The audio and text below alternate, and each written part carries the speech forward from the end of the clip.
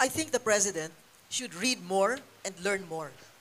You cannot make logical, intelligent decisions if there's nothing, no facts, no figures between your brains, between your ears. Another point is that when you make decisions, please, please, it's the good of the country, it's for the next generation.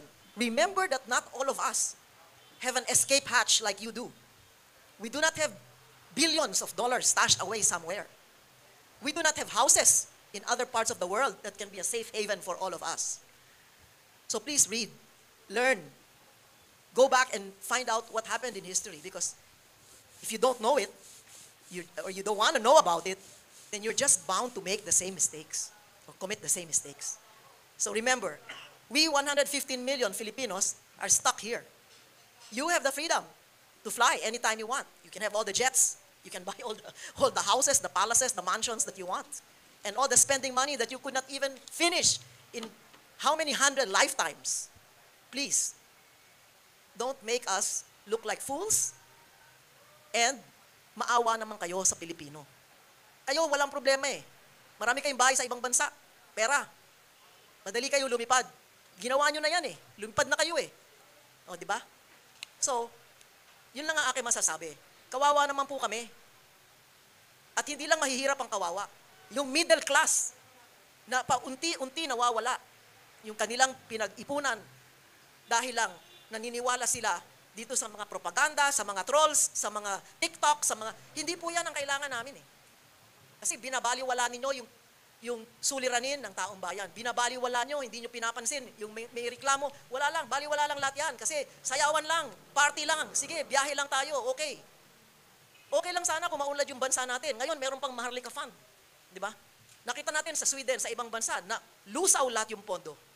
Ang daming mga pera ng GSIS, SSS, o kung ano pa mang government institutions na ilalagay nyo dyan. Hindi yan sarili nyong alkansya. Kaya mag-ingat po kayo. Dahil, hindi lang tatahimik ang Pilipino. Alam natin yan. Naghihintay lang ng oras yan. At kung hindi nyo alam kung anong gagawin ninyo, mabuti ngayon pa lang, magkaalaman na. Yun po. Thank you. We have time for closing statement. Thank you very much, Senator Cosenteng. Short closing statement to summarize your views about the appeal to end war, EDCA, and to prevent the Ukraine situation in the Philippines. Short closing statement. We start with Senator and with Mr. Herman Laurel. Senator, short closing statement to summarize all your views.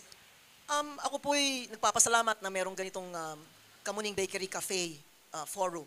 Dahil dito po, liliwanagan ang ibang mga issue at magsasalita rito po ay sa katotohanan lang at doon sa talagang sinasaloob at sinasapuso yung mga binabanggit na mga opinyon. Wag niyo pong mamasamain sinasabi namin ang aming sinasabi. Dahil lahat ng gusto magsalita, wala pong ganitong klaseng oportunidad, wala pong ganitong klaseng forum. Sana po, ang kapayapaan ay mangibabaw dito sa ating bansa. Dahil wala na po tayong hinahawakan eh. Wala na tayong pinanghahawakan kung hindi lamang na yung bansa natin na maging maunlad at maging makatarungan at tigilan na po natin yung pagkikiling dun sa mga gumagawa ng gulo at dun sa magdadala sa atin sa gulo. No? Let's stop it. Stop these games. Wala tayong kikitain dyan. Kung may kumita man, baka ibang kontratista, kikita. O, di ba? O, yung mga ibang stockholder, bibili ng stocks dun sa mga kumpanya na gumagawa ng mga tangke at gumagawa ng mga fighter jets, mga barko. Sila lang ang kikita dyan. Lahat tayo talo pagka nagkagulo dito. No? Kaya mahal natin yung ating bansa, pero hindi natin masasabi na yung mga desisyon ng liderato ay dahil mahal nila yung ating bansa. Yun po ang ating malaking problema.